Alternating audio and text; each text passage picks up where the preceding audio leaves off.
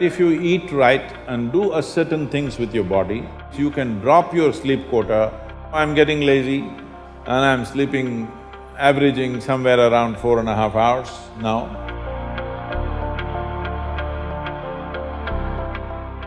What type of food we should eat so that our life reaches its full potential for a college or a school-going student?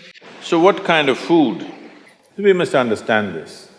Food is not a religion, food is not a culture, food is just the fuel for this machine. Yes? There may be cultural aspects to the tastes, there may be even religious tinge to the food over a period of time, but essentially food is fuel for this body. So with what kind of food will it function with minimum struggle within itself and maximum impact? So suppose you buy a petrol car and pump diesel into it, it may still roll around but not at its optimum.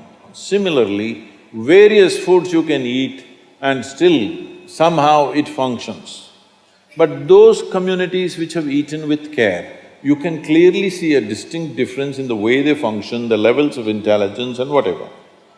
So in India, we prescribed food for different people in different way. If you're doing menial jobs, you eat one way because you need physical muscle.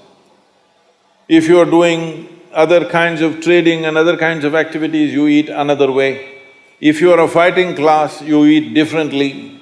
And now if you're into education, spiritual process and subtler aspects of life, then you eat differently. If you're in education, one of the greatest challenges is to stay focused on something.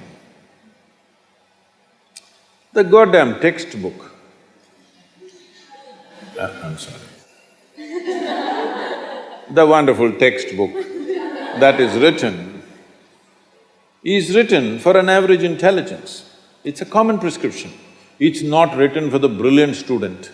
It is written in a way that it's a common prescription, everybody gets it. But that textbook, how much effort it is taking for a whole lot of people? How they have to read it 10 times to get it?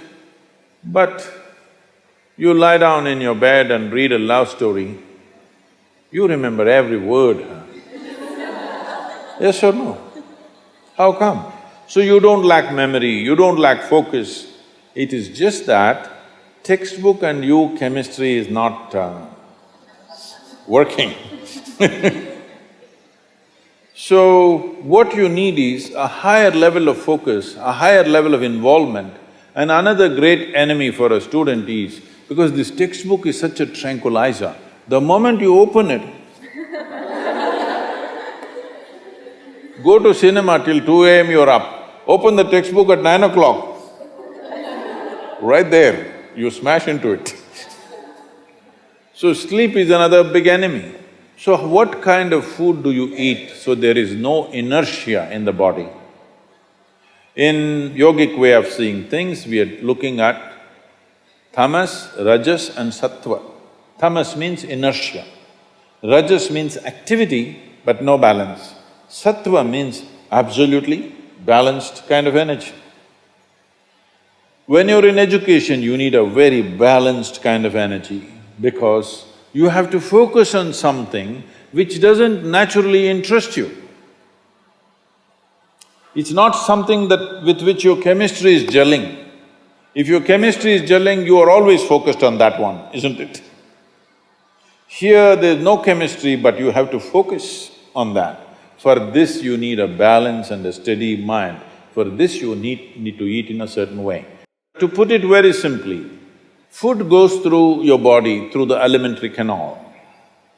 From your mouth to your anal outlet, there is a pipe. Through this it runs, going through various stages of digestive process. Many of you are biology people, right? So, it goes through the alimentary canal. Now it begins with the lip. Here, if you look at this, all the herbivores and carnivores. If you look at the animal kingdom, there are herbivores and carnivores are two main segments of animals in the world. One eats vegetable matter, another eats meat. If you look at the alimentary canal, the way it is built, between herbivores and carnivores, there's a distinct difference. Everything in the human being suggests that you are naturally a herbivore, but for the sake of survival, we became carnivores. If you look at the jaw movement, all the carnivorous animals have only cutting action. Herbivores have cutting and grinding action. There are molars, but carnivores don't have widespread molars, they have just incisors, canines, and everything looks like cutting teeth. So they do only this. All the herbivores do grinding. What do you have? Both. So you are supposed to chew your food. Why you are supposed to chew your food is you have enzymes in your saliva where if you take a little bit of raw rice and put it in your mouth just for a minute, you will see it turn sweet right here, because right here carbohydrate is being converted into sugar, right here. So if you eat properly, then we say about 30 to 50% of your digestion should happen in your mouth. So this part of the digestive system is expecting half digested food or partially digested food. But right now the way we're eating is mostly we're putting not only undigested food, but partially destroyed food. So the amount of food that you need to get the same amount of energy has increased. You're eating much more food than what you should eat to generate that much of energy. Because of that, there is inertia in the body, because it has to process so much more food than what it should, there is inertia. Once there is inertia, your sleep quota increases. How many hours do you sleep on? Hello? 8 hours. You're going by the prescription, huh?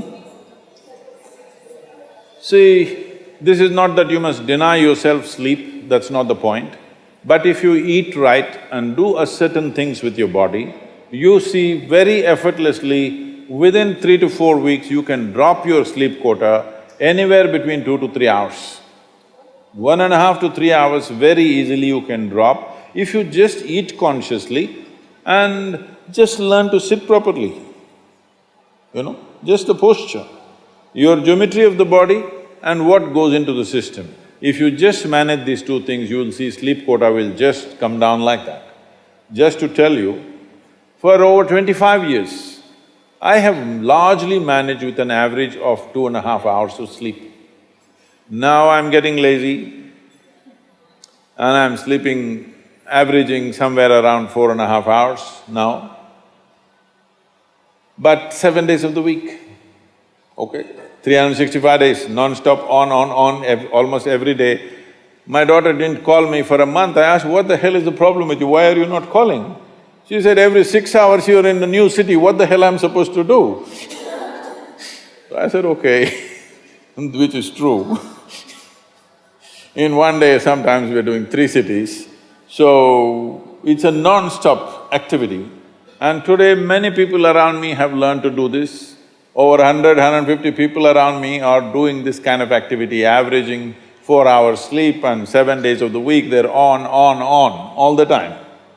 And they are not irritated, they are not frustrated, they're joyful and they're wonderful.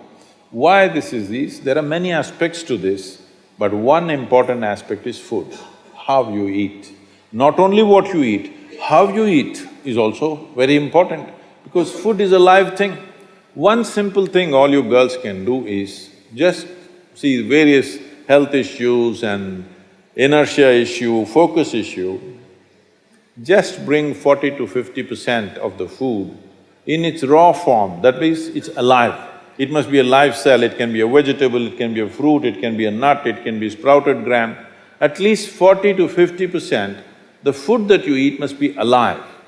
You eat dead food and you want to live, this is a little difficult thing to do, because you have to raise the dead now.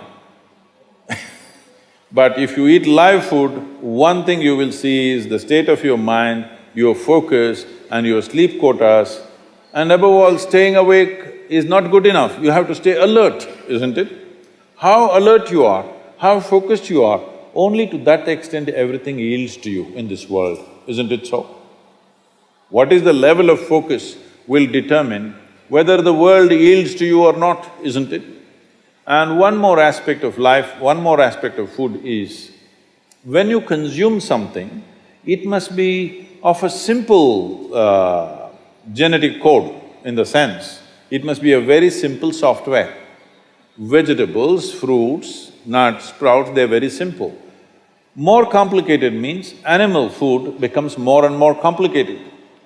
Suppose you eat an animal which has some amount of emotion and a life of its own. Now the code in that… we were talking about this, your body is just an accumulation of memory, which means a certain software, isn't it? This is the most complex software. Human software is the most complex software on the planet of all the creatures. So if you eat an animal, particularly a mammal, if you eat, it has a similar kind of complexity, maybe not as complex as this, similar level of complexity because it has thought and emotion of its own. Now for you to break that code and integrate it into your system, you are not fully successful. So it will leave traces of certain qualities within you.